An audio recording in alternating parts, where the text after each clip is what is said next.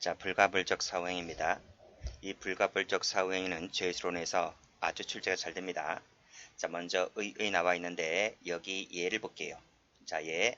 자, 절도범이 재물을 절취를 했다. 그리고 그 절취한 재물을 손괴했다고 했을 때 이 손괴죄 부분에 밑줄 그어져 있죠. 그렇죠? 여러분은 밑줄 그지 마세요. 여기서 절취한 재물 할 때 이 절취했다는 것이 행위잖아요. 그렇죠? 행위. 그래서 선행행위다. 선행행위가 있고 손괴행위가 있잖아요. 이것을 사후행위를 할게요. 그런데 제목이 이 사후행위를 불가불로 하겠다는 것 아니겠습니까? 그래서 자, 절도범이 절취한 재물을 손괴했다고 했을 때 이 사후행위를 불가불로 하겠다. 그래서 절도죄만 된다는 것이 불가불적 사후행위인 거예요. 자, 무작정 이 사후행위를 다 불가불로 하는 것이 아닙니다. 이 불가불로 하기 위해서는 일정한 요건이 필요한데 그 요건 1, 2, 3, 4를 볼 텐데요. 여기서 노트를 펴볼게요. 자, 노트를 펴보시면 자, 여기 A가 있죠. 그렇죠? A가 시계의 소유자입니다. 그리고 B가 절도범입니다. 그래서 B가 A 시계를 훔쳐왔다. 절도 행위를 했다는 거죠. 또는 강도를 했다. 강취를 했습니다. 그랬을 때 요 절취하거나 강취한 행위를 선행행위. 그리고 이 사실관계에서는 주된 범죄인 거예요. 주된 범죄 행위. 그래서 이 B라는 사람이 A의 시계를 뺏어왔다는 거죠. 절취 강취를 해왔는데 시계를 차고 다니다 보니 시계가 잘 안 맞아. 그래서 시계를 화가 나서 부셔버렸습니다. 그래서 이 두 번째 이 훔쳐온 시계를 부셔버렸다. 손괴행위를 했다는 거죠. 근데 손괴죄는 이 손괴행위를 불가불로 한다는 얘기잖아요. 그렇죠? 불가불로 하기 위해서는 일정한 요건이 필요하다는 거예요. 자, 여기 불가불로 하기 위해서는 요건이 필요한데 첫 번째 어떤 요건이 필요하냐면 이 시계를 훔쳐온 자가 B잖아요. 훔쳐온 자인 B가 직접 손괴행위를 해야 됩니다. 그래서 주체가 동일해야 된다. 주체가 다르면 그때는 별도의 죄가 될 수가 있어요. 주체가 똑같아야 됩니다. 두 번째, 이 주된 범죄 행위와 피해자가 동일할 것. 주된 범죄 행위라고 하는 것은 절취 강취였잖아요. 그렇죠? 그 시계를 훔쳐왔는데 그 훔쳐온 시계의 손괴의 피해자와 도난당한 피해자가 똑같을 것. 이런 말입니다. 그래서 주된 범죄와 피해자가 동일할 것. 세 번째는 주된 범죄와 보호법익이 똑같을 것. 그쵸? 훔쳐온 시계의 소유권, 시계잖아. 그쵸? 시계의 소유권, 손괴당한 시계의 소유권, 피해법익, 보호법이 똑같아야 됩니다. 그리고 이 주된 범죄의 침해 양을 초과하지 않을 것. 만약에 초과하게 된다면요. 그때는 별죄가 될 수 있습니다. 이러한 요건 등을 갖추게 되면 이 두 번째 행위는 불가불로 되겠다는 겁니다. 그래서 이 박스 안에 들어와 있는 것만 불가불이 되는 것인데 자, 여기서 조심할 것이 뭐냐면 B가 시계를 부수지 않았어요. 손괴행위를 하지 않고 이 B가 C라는 제3자에게 사기칩니다. 사기쳐서 돈을 받고 팔아버려요. 그랬을 때는 이 고장난 시계를 팔아버렸기 때문에 이 시계를 산 이 C가 피해자가 되는 거잖아요. 또 다른 피해자가 되는 것이기 때문에요.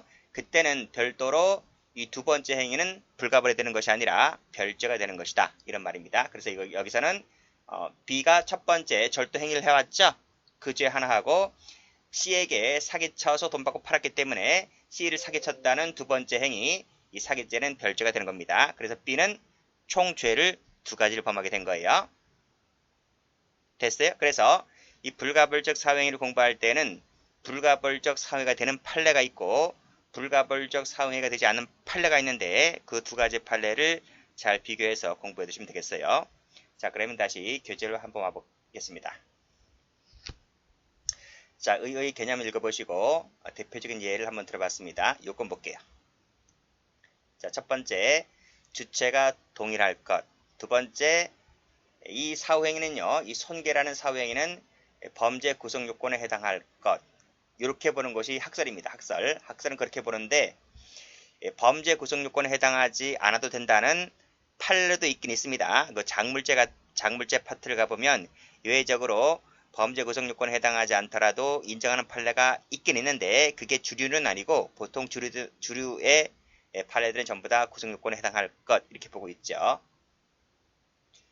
자, 세 번째, 주된 범죄 행위와 피해자나 보호법익을 똑같이 할 것. 이렇게 나와 있고, 그래서 여기 얘가 나와 있죠? 예. 이렇게 되는 것 기억번, 니은번 비교하시면 될 것 같습니다. 자세한 것들은 판례를 통해서 볼 거예요. 자, 마지막 네 번째로서 주된 범죄의 침해량을 초과하지 않을 것. 만약 초과한다면 그때는 별죄가 됩니다. 요 밑에 얘가 나와 있고요. 효과를 보시게 되면 이 사후행위는 주된 범죄에 흡수가 된다. 그래서 흡수관계의 한 일종으로 보는 거예요. 흡수되기 때문에 이 사후행위는 별도로 죄가 되지를 않습니다. 그런 얘기고, 그 밑에 동그라미 2번 같은 경우 아까 말씀드렸죠. 여기 사후행위에만 관여한 자는 죄가 될 수 있다는 겁니다. 뭐 그런 얘기인데 중요한 것은 1번만 좀 봐두시면 될 것 같아요. 자, 그럼 이제 판례 보도록 할게요. 자, 이 판례 아주 중요한 판례인데요. 무지 시험 잘 나옵니다. 그래서 여기서는 꺽쇠 1번도 별표 치시고 2번도 별표 치시고요. 3번도 별표 치시고요. 4번도 별표 치세요. 요 판례 하나인데 전부 다 3번 이상씩 출제가 됐습니다. 그래서 10번 이상 출제된 판례이기 때문에 아주 중요한 판례가 됩니다. 자, 먼저 1번을 보시게 되면요.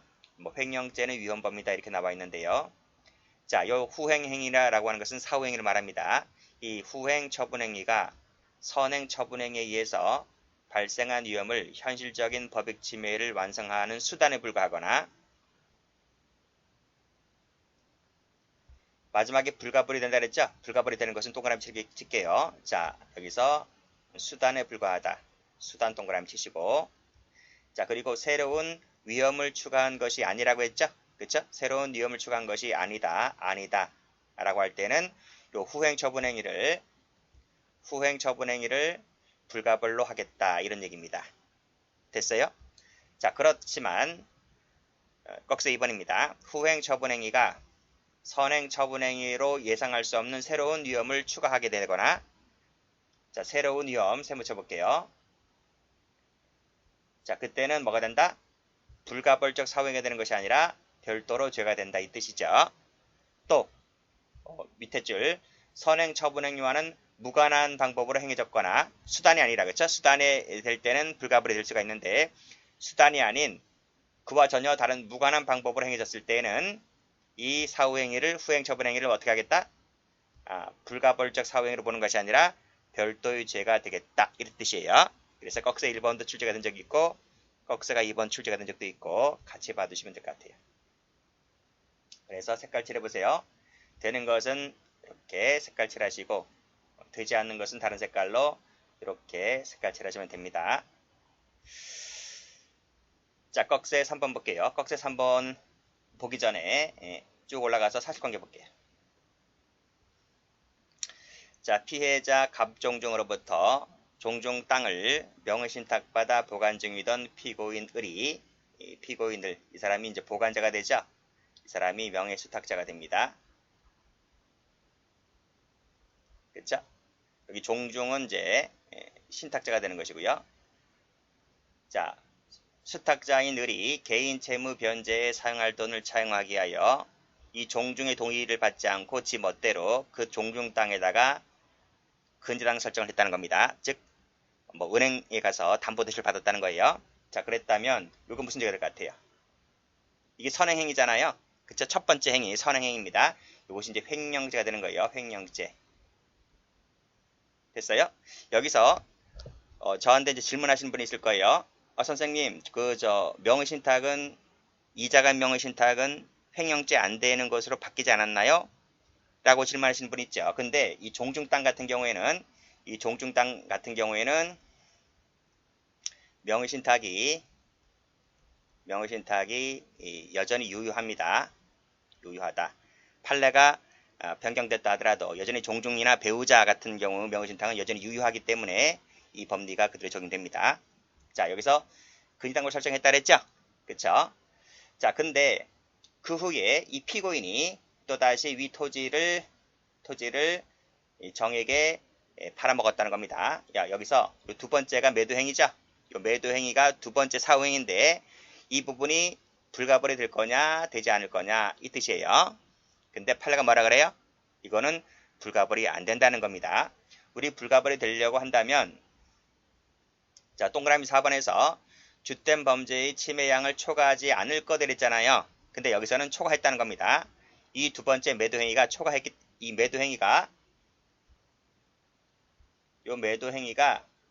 주된 범죄 행위를 초과했기 때문에 초과해버렸기 때문에 그때는 별도로 또다시 횡령죄가 된다는 논리가 되는 거예요. 왜 그럴까? 왜 초과했다고 볼까요? 자, 보세요. 이 토지가 원래 토지가 잠깐만요. 요 토지가 10억이라 한번 해볼게요. 10억이라 그러면 은행에서 담보대출 할 때 담보대출로 돈을 빌려줄 때 10억을 전부 다 빌려주나요? 여긴 토지라고 나와 있는데 토지는 근저당 설정해봤자 50%밖에 나오질 않아요. 많이 해줘야 50%. 아파트가 그나마 좀 많이 해주는데 아파트는 한 70% 정도 해줄 거예요. 담보대출을. 토지는 대출해줄 때 보통 50% 최대 해줘야 50%밖에 안 해줍니다. 그러면 5억 대출 해줬다는 5억 대출. 그러면 이 땅 원래 가치는 지금 팔아도 10억은 받을 수 있어요. 10억은 받을 수가 있는데 이게 종중 땅이다 보니까 팔지 못하겠고 어차피 잠시 빌리는 거니까 그쵸? 빌리고 나중에 돈 생기면 다시 갚는다라고 생각할 수 있잖아요. 그렇기 때문에 이 피고인이 이런 위험 감수를 무릅쓰고 이 동종 몰래 담보대출 받은 겁니다. 나중에 돈 생기면 갚으려고 할 작정으로 그쵸? 팔면 안 되니까 그쵸? 그래서 5억 대출을 받았는데 그러면 이 땅이 원래 10억짜리잖아요. 그럼 나머지 10억은 어디 갔어? 나머지 10억이 또 잔존 가치가 있는 거잖아요. 그쵸? 그렇기 때문에 근데 이 피고인이 나중에는 이 땅을 10억 다 받고 팔게 되는 겁니다. 물론 이제 근저당이 설정되어 있기 때문에 설정된 뺀 액수 나머지 이제 5억으로 이제 팔게 되는 거죠. 그리고 이제 산 사람은 그 근저당을 설정된 것을 안고 사게 되는 거죠. 그런 논리입니다. 그렇다면 처음에는 5억 대출 받은 부분에 대해서만 이 책임을 안게 됐는데 나중에는 10억 통으로 팔아버렸기 때문에 이것은 새로운 위험을 초과했다고 볼 수가 있는 것이죠. 그렇기 때문에 이것은 마다 불가벌이 되는 것이 아니라 별도의 또 다른 죄가 되는 것입니다. 그래서 이 피고인은 첫 번째 횡령과 두 번째 횡령 이 두 개의 죄를 각각 다 저질렀다는 것입니다. 그래서 경합범이 되는 거예요. 불가벌이 되는 것이 아니라 그런 논리입니다. 그래서 꺽쇠 이번에도 후행 처분행위가 새로운 위험을 추가했다라고 했을 때는 여기서 5억 그 이상의 가치로 팔아버렸잖아요. 그쵸? 이 부분이 바로 새로운 위험을 떠안았다는 겁니다. 그랬을 때는 별도로 횡령죄가 되겠다는 논리가 되는 거예요. 그 사실관계가 밑에 꺽쇠 3번하고 꺽쇠 4번에 나와 있는 겁니다. 자, 3번 볼게요.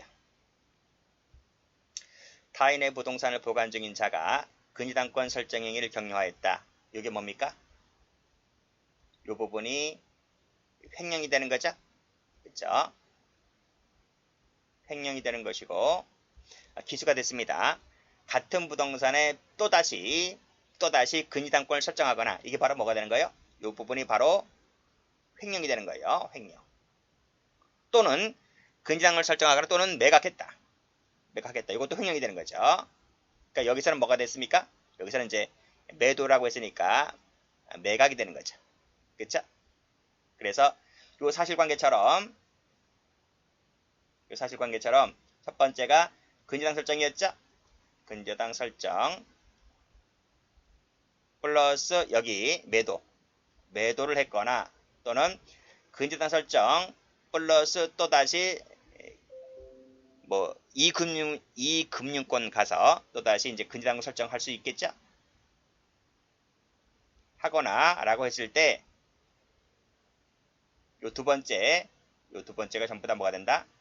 별도로 횡령이 되겠다 이런 말이. 물론 당연히 앞에 것도 횡령이 되지만요. 됐나요? 됐습니다. 그런 논리입니다. 라고 했을 때 꺽쇠 3번에서 마지막으로 별도로 횡령죄가 되겠다. 자, 4번입니다. 자, 종중으로부터 명의신탁받아 보관 중이던 피고인들이 여기 설명드린 바대로 근저당 설정이 바로 횡령이 되는 것이고요. 주된 범죄 행위가 됩니다. 그리고 그 밑에 매도가 별도로 이제 횡령이 되는 거죠. 됐어요? 됐어요. 그래서 제가 첫 번째 주된 범죄 행위를 검은색 표시하였고 두 번째 빨간색으로 칠한 부분이 이제 또 다른 죄가 되는 것이다. 아 잠깐만요. 여기서는 요 표시하면 안 되겠네요. 그쵸? 요 표시가 하면 안 되겠고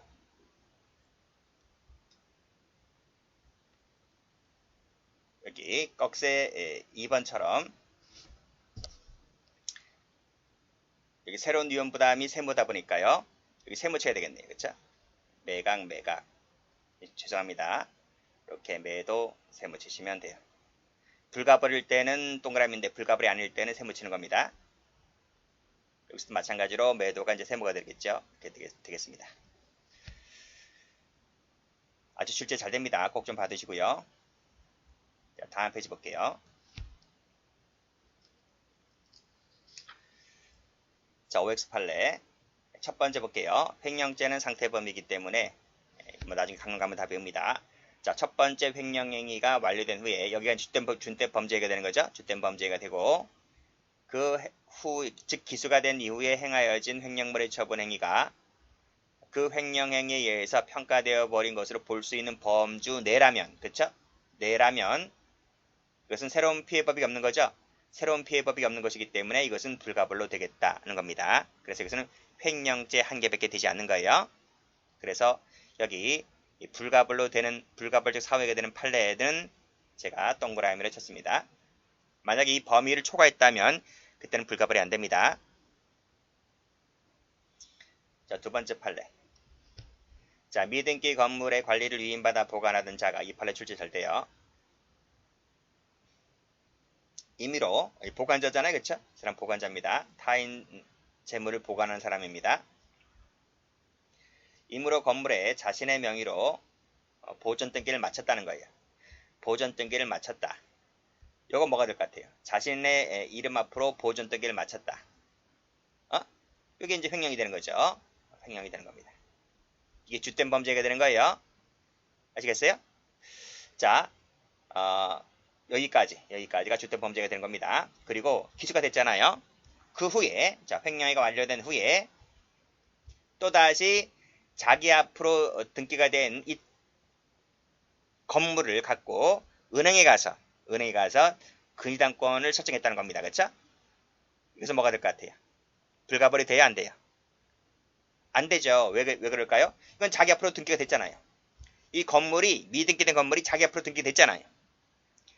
그리고 나서 이건 자기 건물이 된 거죠. 자기 건물 자기 앞으로 된 것을 가지고 은행에 담보 설정한 것은 새로운 피해법이 없는 거예요. 그렇죠? 추가된 법익 침해가 없기 때문에 이 두 번째 근저당권 설정 행위는 불가벌이 되는 것이다. 이런 뜻입니다. 그래서 이 두 번째는 횡령이 되질 않아요. 횡령이 되지 않고 첫 번째 이 부분 자기 앞으로 보존 등기를 마쳤거나 자기 앞으로 근저당권 설정 등기 마친 것 요것만 이제 횡령이 되는 겁니다. 자, 3번 판례도 출제가 잘 돼요. 별표 쳐보시고. 자, 공동상속인 중 1인이 상속재산은 임야를 보관 중인 경우 다른 상속인으로부터 형제들로부터 그거 팔고 우리 돈 나눠 갖자 이렇게 요구받고서도 불구하고 이 친구가 이 장남이겠죠. 보통 이 장남이 그 반환을 거부했다는 겁니다. 이 반환 거부가 뭐가 되는 겁니까? 횡령이 되는 거죠. 여기 나와 있는 횡령이 됩니다. 횡령이 됩니다. 자, 그 후에 그 임야가 뭐야? 그 임야가 뭐야? 자기 앞으로 된 임야잖아. 그쵸? 그 임야에 대해서 다시 제3자 앞으로 근저당권 설정 등기를 경유해 주었다고 했을 때 그러니까 이 위에 있는 판례랑 똑같은 거예요. 거의 비슷한 거예요. 요 근저당권 설정한 것이 바로 뭡니까? 새로운 피해법이 있어 없어요? 피해가 없는 거죠. 그래서 요것도 불가벌이다 이 뜻입니다. 그러니까 요 2번 판례나 3번 판례나 자신의 앞으로 보존 등기를 마친 경우 또는 이 3번도 다른 상속인으로부터 매도 후 분배하거나 또는 이전 등기를 자기 앞으로 해달라고 요구받고서도 이 장남이 자기 앞으로 반환 거부한 겁니다. 그 말은 뭐예요? 반환 거부했다는 말은 자기 앞으로 등기를 마쳤다 이 뜻이에요. 그치? 그 상태에서 다른 상속인들의 상속권은 침해된 겁니다. 거기서 끝난 거예요. 끝나고 이게 자기 앞으로 등기된 것이다 보니까 은행에 가서 근저당권 설정 등을 했다 하더라도 이것은 다른 형제들에 대한 상속권, 재산권을 침해하지 않는다 이 뜻이에요. 그래서 그건 다 불가벌이 됩니다. 왜요? 요 자신의 명의로 했다는 것이 자기 앞으로 등기했다는 거야. 자기 명의로. 자기 명의로 등기를 했기 때문에 여기도 마찬가지로 자기 명의로 등기를 해버렸기 때문에 여기서만 기수가 되는 것이지 그 후에 근저당을 설정을 했든 매도를 했든 이것은 다 불가벌이다 이 뜻입니다.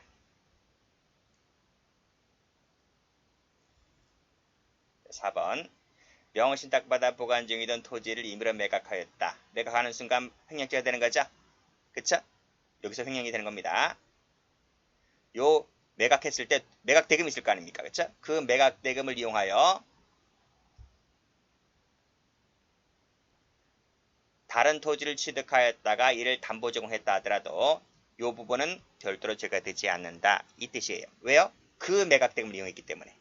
어서 돈을 다른 데서 갖고 온 것이 아니라 요 땅을 파는 그 매각대금을 이용했기 때문에 그 매각대금이란 말 때문에 새로운 피해법익이 창출되지 않아서 이 부분은 새로운 피해법익이 나타나지 않았기 때문에 불가벌이게 되겠다 이 뜻입니다. 5번 절도범으로부터 작물보관 의뢰를 받은 자가 그 정을 알면서 이를 인도받아 보관하고 있다. 이게 뭐가 되는 거죠? 작물보관죄가 되는 겁니다. 보관죄가 되는 거예요. 여기는 고의범이죠. 여기는 그 정을 알면서 그러니까 알면서 보관했으니까 작물보관죄는 고의범이 되는 겁니다. 자, 5번하고 6번을 묶어보세요. 6번도 마찬가지죠. 과실로 작물을 보관하고 있다가 보관이니까 보관죄가 됩니다. 작물 보관죄가 되는데 여기서는 과실범인 거예요. 그러니까 5번은 고의범, 6번은 과실범이 되는 겁니다. 자, 보관하고 있다가 팔아먹었다는 거죠. 이 팔아먹은 부분이 불가벌이 된다 이 뜻입니다. 왜? 새로운 피해법이 없기 때문에. 여기도 마찬가지죠. 보관하고 있다가 처분했다라고 했을 때 이 처분한 것 자체가 새로운 피해가 안 생겨내는 거예요. 생겨나지 않기 때문에 여기서 이것도 불가벌이 되는 겁니다. 됐나요? 노트에 보면 나와 있어요. 노트 펴보세요. 노트를 여기 있잖아. 장부제 사건 나오죠? 자, 보세요. A가 있고 여기 B가 있는데 B가 A의 물건을 훔쳐왔다는 겁니다. 그래서 절도범이 된 거야. 이 물건을 훔쳐온 것을 C에게 맡겼습니다. 보관 의뢰. 야, 네가 이거 좀 맡아줄래? 라고 보관 의뢰하니까 알았어, 내가 맡아줄게. 라고 보관했습니다. 이 보관하는 것이 고의범일 수 있고 과실범일 수 있다는 거예요. 그 상태에서 이 C가 이 물건을 보관하고 있는 물건을 D에게 임의로 처분했다는 거예요. 이 처분한 부분이 바로 뭐가 된다? 처분한 부분이 바로 불가벌이 된다 이 뜻이에요. 별도로 횡령이 되는 것이 아니라. 됐습니까? 이게 얘기고. 그리고 요 밑에 사실관계는 우리 앞에서 배웠던 그 종중명신탁 그 판례입니다. 됐어요? 됐다는 얘기고. 이거네요. 요 밑에 거. 이거네요. 요 부분입니다. 요 부분은 제가 기본 강의 앞에서 했던 겁니다. 됐고, 다시 교재와 보세요. 자, 7번 볼게요. 7번 보시면 대표이사인 피고인이 자신의 채권자을에게 담보로 갑회사 회사명의 정기예금에 질권 설정해 주었다. 이 질권 설정이 담보권 설정이죠.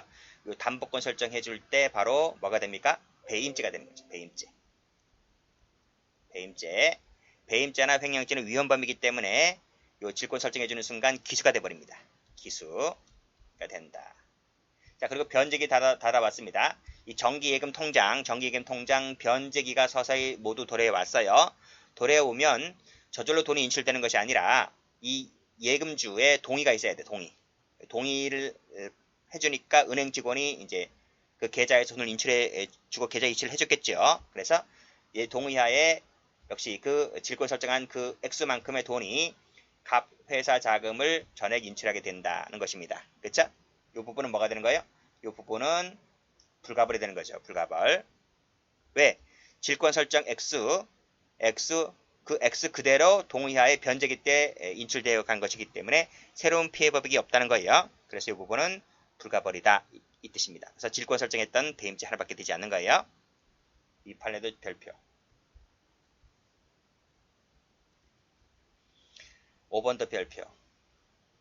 6번도 별표. 뭐 다 별표예요. 4번도 별표. 다 출제가 잘 됩니다. 자, 8번 볼게요. 피고인들이 원목을 절취했다. 철도죄 하나 되는 겁니다. 주된 범죄 행위. 자기 소유가 된 거예요. 그래서 이것이 관계당국을 기망해서 매수했다라고 했을 때 이 기망해서 매수한 부분은 새로운 피해 법익이 없는 거예요. 그렇죠? 왜 자기 앞으로 자기 소유인 것이었기 때문에 그렇죠? 그래서 기망해서 매수한 부분은 별도로 사기죄가 되질 않는다. 뭐밖에 안 된다? 절도밖에 되지 않는다. 이 뜻입니다. 됐고 자, 군법부터는 쉬었다 할게요.